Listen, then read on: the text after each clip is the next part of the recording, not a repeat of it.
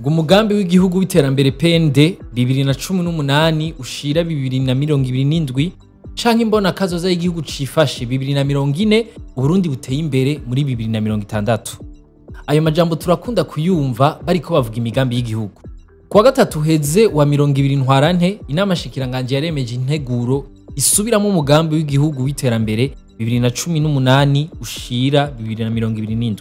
Mbega muri uwo mugambi w'iterambere twotahura iki? Unaguwe twitege impinduka niyo nkuru nyamukuru tuza kuyaga kuno musi. Mwiriwe ni Davi, nizere ko mumeze neza mwese. Nginyuma yo kubona intambamizi iri mwishigwa mu ngiro y'imigambi yayo, leta yihaye intumbero yo gusubiramwo ibitabo ntunganya migambi y'iterambere bikuru harimo niyo PND.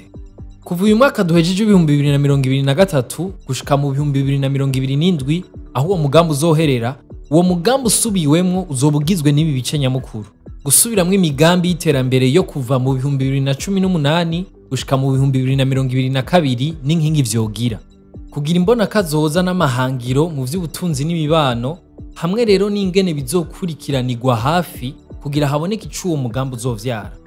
Muri iyo nama kandi hari ibikorwa bihambaye 69 vyatowe ngo bizorangurwe, bikaba bizotwara miliyaridi 107 zirenga z'amarundi.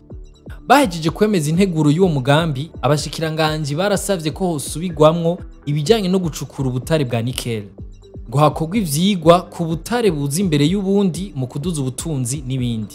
Ikindi naco, umugambi w'igihugu w'iterambere 2018 ushira 2027 usubiwemwo, hasanzwe hariho imbona kazoza y'iterambere 2040 na 2060 bije mu gihe kimwe. Bisigura iki?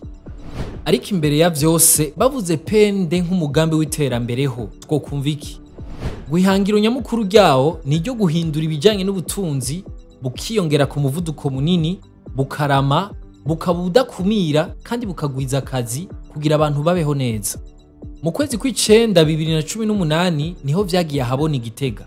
Petero Nkurunziza yatwara ico gihe yagize ati: "Ni iteka ridasanzwe kwibonera igikorwa c'abahinga b'abarundi bashika 70 bagiye hamwe bariyumvira bongera banahuriza ku nteguro imwe irimwe imigambi myiza tuzoshira imbere. Iyi nteguro ni yabazana imitahe mu Burundi canke abadushigikira bazokwisunga." Ku kijanye n'aya mahangiro 69, ubwa mbere yari 51 akorerwa ko mu bisata bitandukanye.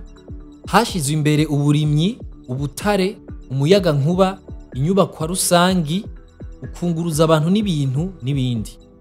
Ico gihe uwo mugambi w'iterambere umwe wari ugenewe gukorwa ku madolari y'abanyamerika 200,000. Twitize ibiharuro gato bimwe mu vy'iyo nteguro yashaka gushikako. Ihangiro rya wa mugambi ku butunzi ryafata ko Murundi asanzwe akoresha ingereranyo y'amadolari 278 mu 2017 ku mwaka yoja ku madolari 810 mu 2027. Yamara nko mu 2021 ryari ku madolari 221 gusa. Tugaruke gato kuri kimwe c'imbona kazoza ya 2040 na 2060. Imbere yuko haza PND ubwayo, harabayeho n'indi migambi y'iterambere itari mike. Hari nka wa mugambi wo kugwanya ubukene CSLP mu mici ibiri, ya migambi ya buri myaka 5 nka Vision 2025 n'iyindi. Guhinyanyura gushasha umugambi PND no kugira ngo bashobore gusuzuma hishigwa mu ngiro ryawo rigeze. Ni kugira kandi batumbereza ibikorwa vyawo mu murongo w'ivyifuza gushikwa ko mu mbona kazoza ya 2040 na 2060. Faustin Ndikumana arongoye Parsem wabona ko kugira iyo mbona kazoza ikunde bisaba gukosora ivyabereye intambamyi yindi migambi y'iterambere.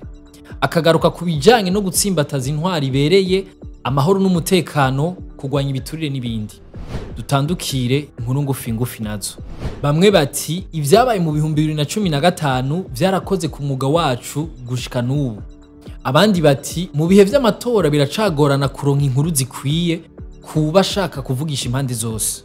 Ivyo ni bimwe mu vyavuzwe mu biganiro vyamaze imisi 2 vyatunganijwe na Yaga na CNC.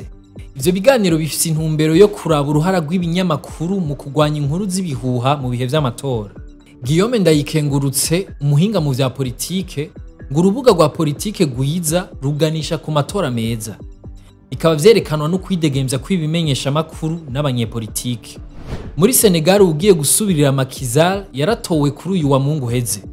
Ibiharuro vy'ifata kibanza vyerekana ko Bassirou Diomaye Faye afise imyaka 44 ari wagiye kuba umuprezida wa gatanu w'ico gihugu. Uwo muprezida atowe inyuma y'impari nyinshi zanatumye afungwa, cyo kimwe na Ousmane Sonko yahabwa amahigwe menshi yo gutsinda kandi akaba atwara umugambwe utavuga rumwe na leta, bose uko ari babiri bakomokamo.